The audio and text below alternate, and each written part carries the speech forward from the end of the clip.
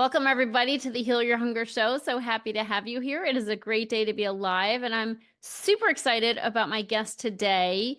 He's out in the world doing amazing work, especially for those struggling with Graves' disease. So we're going to go deep on Graves' disease and how to heal it. So if you're having symptoms, and we're going to talk about what those symptoms might be. If you're having symptoms, if you landed on the show because you're struggling with Graves' disease, or you're super curious if maybe that's what's going on with you, check it out. Dr. Osansky was personally diagnosed with Graves' disease, and after seeing how well a natural treatment approach helped with his condition, he began helping others with thyroid and autoimmune thyroid conditions. He's a chiropractor, clinical nutritionist, and a certified functional medicine practitioner. He's been helping people with thyroid and autoimmune thyroid conditions since 2009. He's written several books, and he is the host of the Save My Thyroid podcast and the creator of the Healthy Gut, Healthy Thyroid newsletter.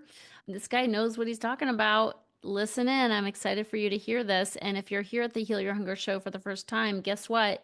If you struggle also with emotional eating, binge eating, you're so in the right place. Definitely check out our other shows where I talk a lot about my own personal experience with having been 50 pounds overweight, a hopeless binge eater, and the like. So that's normally what I'm talking about in the Heal Your Hunger show. But today I really wanted to bring this message in case this is your particular struggle, Graves' disease.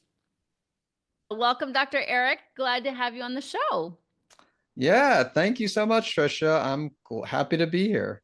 Yeah, it's fun that we swapped podcast interviews. So it was fun being on your show, and I'm psyched to have you on my show, especially because this is a topic that doesn't get covered a lot. And I don't think I've covered it on my show, Graves' disease. So tell us about your personal journey and how this became your passion based on your personal experience. Yeah, so this happened in 2000. It started happening in 2007. I was dieting and detoxifying, a little bit overweight at the time and trying to shed some pounds and eventually I did, but little did I know that some of the weight loss was attributed to the hyperthyroidism. I ended up losing 42 pounds. And I weighed 182 at the time, so I was down to Wow. 140, which was yeah, not what I wanted where I wanted to be. But even before I got to that point, I was walking around a retail store and they have those automated blood pressure machines. And I took my blood pressure, which was fine, but my resting heart rate was 90. And then the next few days, I measured it. The heart rate was anywhere between 90 and 110 beats per minute. And so I ended up seeing a regular doctor who diagnosed me with hyperthyroidism, then saw an endocrinologist and got the diagnosis of Graves. And I didn't have experience with Graves at the time, but I did attend some functional endocrinology courses, and I knew that. And they briefly spoke. They spoke mostly about Hashimoto's, but they did talk about how there are some natural options for Graves, and I didn't know if they would work. But I'm like, you know what? I'm going to take a natural approach. Let's try to address the cause of the problem because I believe, and I know you believe, there's always an underlying cause of the condition. And so, yeah, long story short, I took that natural approach. I was able to restore my health. And since 2009, I've been helping others with Graves as well as some people with Hashimoto's as well. Got it. And were you a doctor when you had Graves? Yeah, so I graduated from chiropractic school in 1999 and Okay. had a traditional chiropractic practice for a while. But then, yeah, like I said, in 2008 is when I was officially diagnosed with hyperthyroidism and then Graves. So yeah, I was a chiropractor for Yeah. just under 10 years at the time. Got it. And now you are like a majority of your patients are Graves patients. Is that right? Yeah, that is right. As we were chatting right before you press record, I was yeah, I mean, just because of my personal journey, and then there's not a lot of practitioners who focus on Graves. And I also work with other people, other types of hyperthyroidism. So it's not just Graves, it's like toxic multinodular goiter, which is a non-autoimmune hyperthyroidism. But most of the most of the hyperthyroid patients I work with have Graves, and just overall, most of the thyroid patients have Graves as well. There's a few with Hashimoto's I work with too, but yeah, majority definitely consists of those with Graves' disease. Now, tell me some of the classic symptoms of Graves' disease.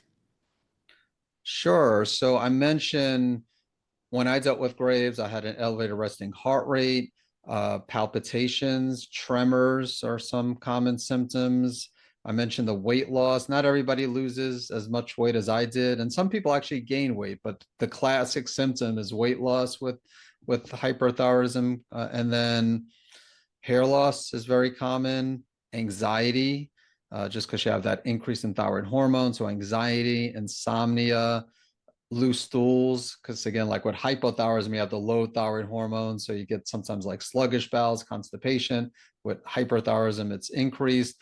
And then with Graves, also another common condition is thyroid eye disease, where the immune system attacks the tissues of the eyes.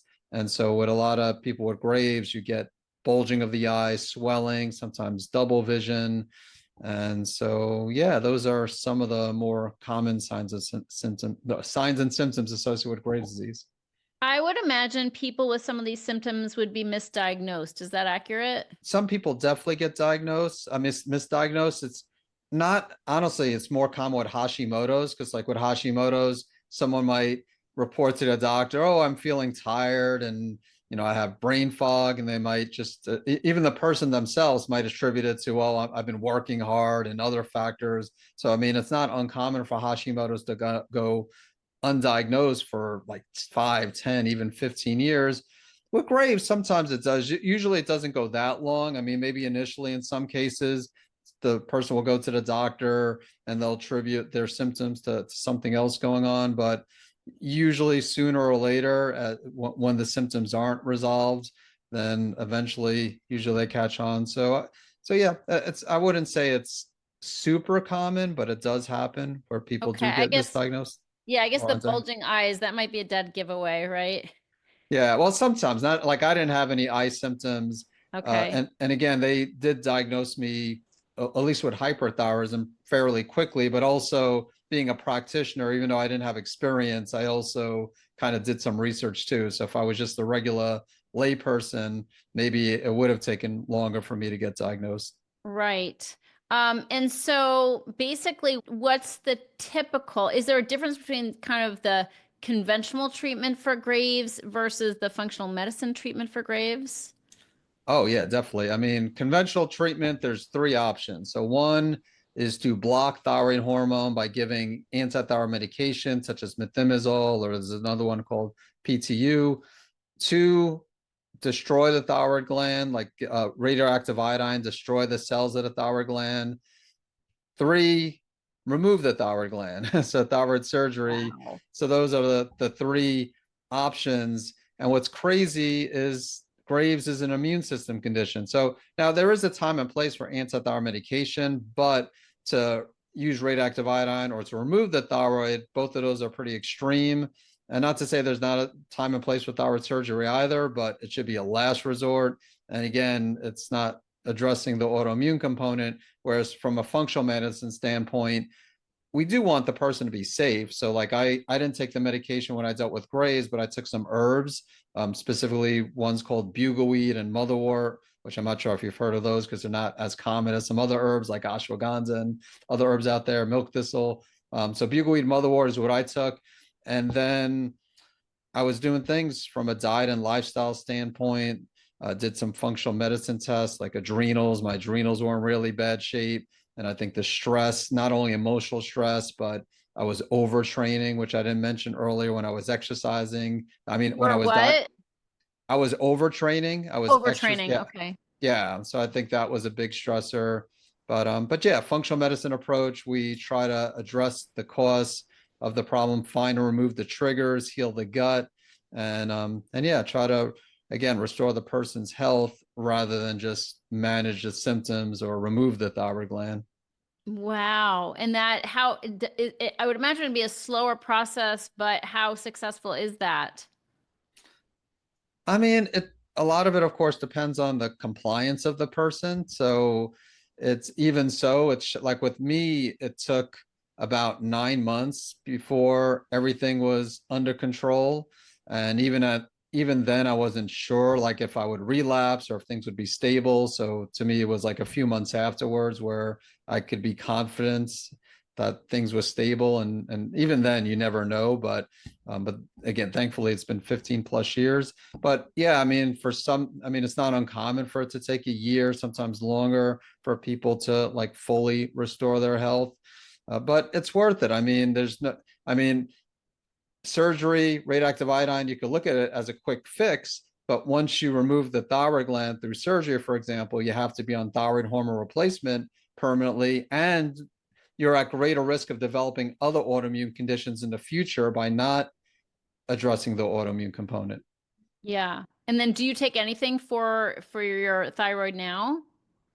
No, I don't. I took, like I said, I took the herbs, but after 9 months, I was able to wean off the herbs. Haven't taken the bugleweed or motherwort since 2009. I mean, I take supplements, but nothing specific to support the thyroid. Wow, that's incredible. That's super cool. Yeah, yeah. Congratulations. Well, That's thank you. great. And that's such a hopeful message, you know?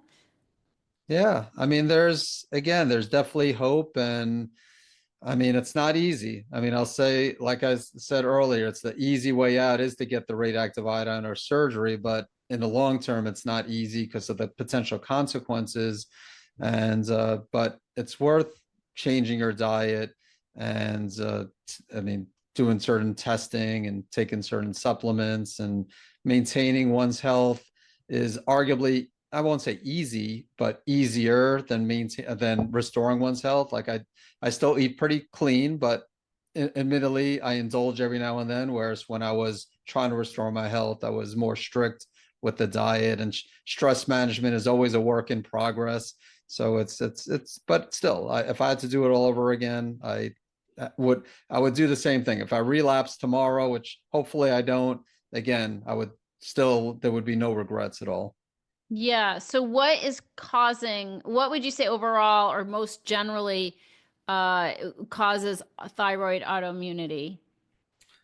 Yeah, so there are different triggers. And well, first of all, there's what's called the triad of autoimmunity. So, or the three-legged stool of autoimmunity. And so you need three components for autoimmunity to develop. You need a genetic predisposition, exposure to one or more environmental triggers, and then an increase in intestinal permeability, which is the medical term for a leaky gut. Obviously, we can't change the genetics, but the good news, we could find and remove the triggers, heal the gut. And as far as the different triggers, there's four main categories of triggers I discussed. There's food, such as gluten could be a trigger, not of, I mean, direct trigger of autoimmunity, but also can increase permeability of the gut, which is part of that triad of autoimmunity. Again, there's stress that I mentioned, not just emotional stressors, but physical stressors, infections, viruses, certain bacteria, and things, even stealth infections like Lyme disease, and then environmental toxins. We live in a toxic world, heavy metals, xenoestrogens. I mean, even things like glyphosate disrupt the gut. That could be at least a factor. Mycotoxins from molds. So yeah, those four categories are the main factors. And then, I mean, people could have nutritional deficiencies like selenium and magnesium, and I mean, vitamin D, very common, and that could compromise the person. I don't think of those as triggers, but those could make one more susceptible to developing an autoimmune condition such as Graves. Okay, got it. How interesting. And then like blood tests. Can we talk about that? What kind of like thyroid blood test should one be looking into if they feel like they have the symptoms? Sure, that's a great question. So I I definitely look at the basics, but go beyond the basics. So most medical doctors will look at TSH, which is thyroid stimulating hormone, which is more of a pituitary hormone, and that signals the thyroid gland to make thyroid hormone. Or in the case of Graves, it'll do the opposite. Since you have too much thyroid hormone, you'll typically see very low or undetectable TSH levels because the pituitary doesn't want the thyroid gland to produce thyroid hormone. So TSH, free T4, most of the total T4 is mostly produced by the thyroid, but I look at the free hormones, which is what's in the bloodstream. So free T4, free T3. Some doctors just look at free T4. Some doctors just look at TSH. But in the case of Graves, a lot of them will look at free T4 as well. Not all of them look at free T3. The antibodies. So thyroid stimulating immunoglobulins, or TSI, are the antibodies associated with Graves. They're a type of TSH receptor antibody. Thyroid peroxidase, or TPO antibodies, more commonly associated with Hashimoto's, but a lot of people with Graves also have those. And then thyroid globulin antibodies, those are more commonly associated with Hashimoto's. But there are cases where some people have all three antibodies. They have antibodies for both Graves and Hashimoto's. It's not uncommon to see that. And there's also reverse T3. Now, reverse T3, I don't measure reverse T3, but I'm bringing it up because some people ask, well, how about reverse T3? Reverse T3 in hyperthyroidism is almost always elevated. So to me, it's almost a waste to test for it because it's not really going to make a difference as far as the treatment. So I stopped testing for reverse T3 years ago. So typically TSH, thyroid hormones, and then the antibodies. And then, of course, I do a whole array of other tests like CBC, metabolic panel, lipid panel, vitamin D, homocysteine, and a number of other blood markers as well. Got it. And then can you tell us like a success story from one of your patients? Yeah, I mean, there's a lot of them. So, um, yeah, I mean, it's hard to like choose one success Or story. a few. Just Let's give us a few or generalize about them. I don't know. Just well, I want people to have hope. yeah, I mean, obviously, I have my own success story, but I've helped so many people where they just, I mean, the big thing again, there aren't a lot of practitioners, or at least functional medicine practitioners, who work with Graves. And I mean, I've had a lot of patients get pressured by the endocrinologist, like you need to receive the radioactive iodine or you need to receive the thyroid surgery. And again, there's like too many to tell that have been pressured by their endocrinologist to receive those. And they just came across my material, whether it's one of my books or my podcast. And they just was like, you know what, I'm going to give this a try. And then they ended up changing their diet, and again, working with me and getting, I mean, some people, honestly, there's some people that even don't work with me. I've had success stories, people that reach out to me and they're like, you know what, I just read your book and I was able to follow the steps in your book and was able to avoid the surgery and radioactive iodine. So I've had those types of success Isn't that stories as so well. nice? Oh my Yeah. gosh. Isn't that great to hear? Yeah, it's amazing. I mean, it's great also obviously working with people one on one and then also helping them save their thyroid and avoid the conventional treatments. And yeah, so it's very rewarding, and it's again at the same time sad because there are a lot of people who end up getting the radioactive iodine and thyroid surgery who didn't need to get it, and there are people who come across my material after they get that and they say, well, is there anything that can be done?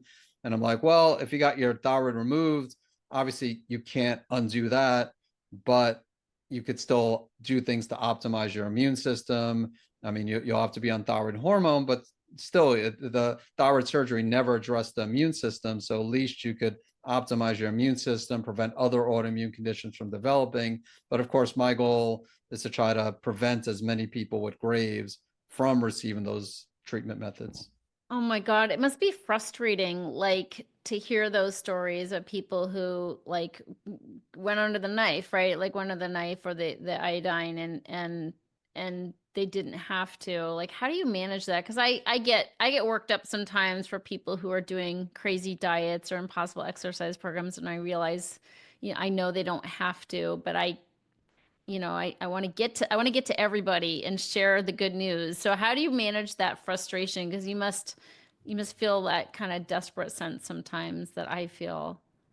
Yeah, I mean, I just try to educate as much as I can and try to reach as many people before they get to that point. But when they contact me after they've received radioactive iodine thyroid surgery, I still try to offer encouragement because that's Of all I could course. do. Of So, course. and I mean, it would be if we could turn back time, yes, we would have like done what we can to prevent that from happening. But once it's done, again, there are still things they can do to improve their health. I mean, you could live without a thyroid gland and taking thyroid hormone replacement. So if it's been done, you received the radioactive iodine or received thyroid surgery.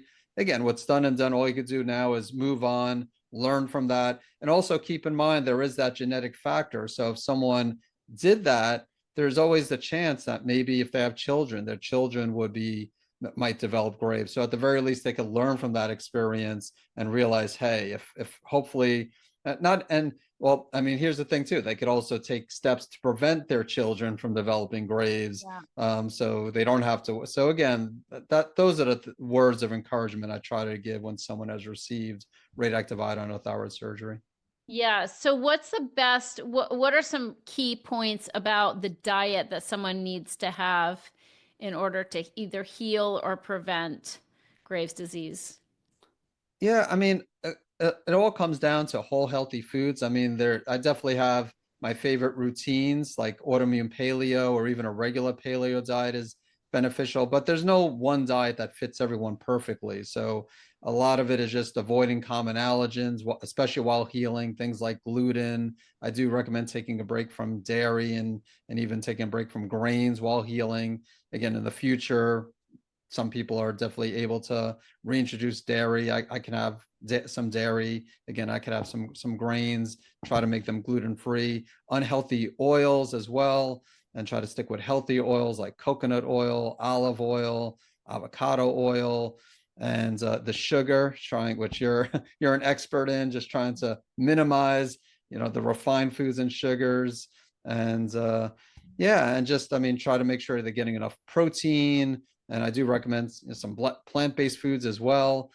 So yeah, just balance is the key. Trying to avoid the allergens, the unhealthy oils, the refined foods and sugars, and there's just eating a good variety of fruits and vegetables, getting enough protein, and yeah, and I mean that's, like I said, autoimmune paleo is something I a lot of times will start someone with Graves off with, which is not always easy to follow. So some people just follow a regular What's paleo the diet. difference between autoimmune paleo and paleo? So the big difference is, I mean, with both of them, you're going to be, I mean, assuming you're not vegan or vegetarian, you're going to eat meat and fish and vegetables and fruits. And with paleo, you could eat eggs, nuts, and seeds. With AIP, you're excluding eggs and nuts and seeds for a while. Again, not for maybe like anywhere from 1 to 3 months, sometimes longer than that. But like I said, everybody's different. There are some people that will just follow a regular paleo diet. And the reason why those foods are excluded is because there are certain compounds, like in egg whites, for example, that could affect healing of the gut. Nuts also could be a little bit harsh on the gut. Obviously, everybody's different. So there are people that could get away with eating those foods, but it's kind of like an elimination diet. So if someone's following that, like with eggs, it, again, some people do perfectly fine, and that's actually one of the first foods that we reintroduce, just because they are nutrient dense, a good source of protein. So if someone's following AIP, eggs are usually one of the things they reintroduce first if they like to eat eggs.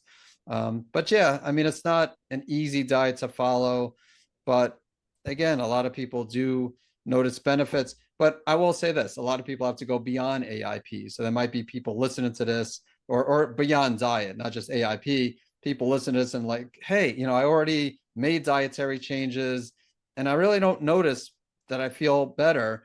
And remember, I mentioned that there's the 4 categories of triggers: food, but then there's also stress, chemicals, some cases infections. So if you're eating well, but you're stressed out all the time, or again, you're not doing things to reduce your toxic burden, or maybe there is a hidden infection or a gut infection or something. But yeah, that's why my book, The Hyperthyroid Healing Diet, obviously it focuses on food. That's the name of the book, Hyperthyroid Healing Diet. But there's also a section that talks about going beyond the hyperthyroid healing diet, because diet is, to me, it's usually just a piece of the puzzle. Very rarely does diet alone help to restore one's health, but it is an important piece of the puzzle. If someone's eating inflammatory foods on a regular basis, it will be difficult to heal.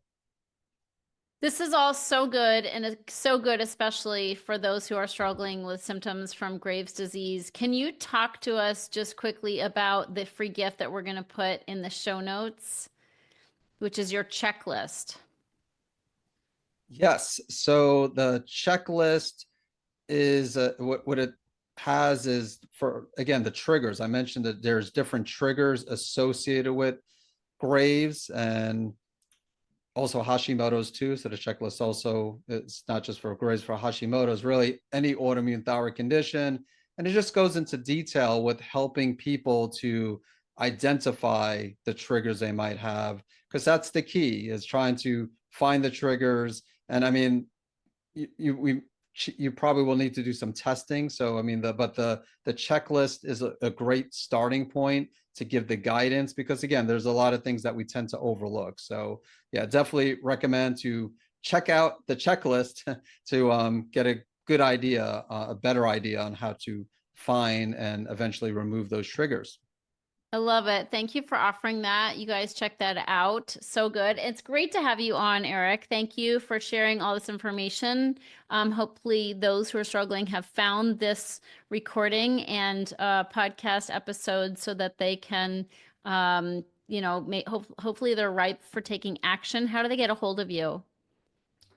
Yeah, thank you, Tricia. So they could check me out on my podcast, which, as you mentioned, you were a guest as well. So savemythyroid.com, or just go to your favorite podcast platform, type in Save My Thyroid, and my books. So I have 3 books, one on Hashimoto's, but related to this episode, 2 on hyperthyroidism, natural treatment solutions for hyperthyroidism and Graves' disease. I released the 3rd edition of that in 2023. And then 2024, the hyperthyroid healing diet, which you could find those, of course, on Amazon. And then I have a newsletter, Healthy Gut, Healthy Thyroid newsletter, which you could check out by visiting savemythyroid.com/newsletter. Awesome. Thanks so much. Great to have you on. Thank you so Um, much, Tricia. Thanks for continuing to do your awesome work out in the world. Thank you. And thank you everybody for tuning in. Make sure that you visit us at all different kinds of places. I am on Instagram. I never talk about my Instagram. Instagram at Tricia Nelson _. And then of course, healyourhunger.com. Great to have you, Eric. You're awesome. Take care. See everybody on the Thank next you. show. If you're ready to get off the dieting roller coaster ride and finally make peace with food and with your body, talk to a Heal Your Hunger mentor about what steps you need to take based on your own history with food and weight. Go to healyourhunger.com and register for an emotional eating breakthrough session and see how fast you can experience real change. It's a complimentary evaluation, but there are limited spots available. So go to healyourhunger.com and register to speak with a mentor today.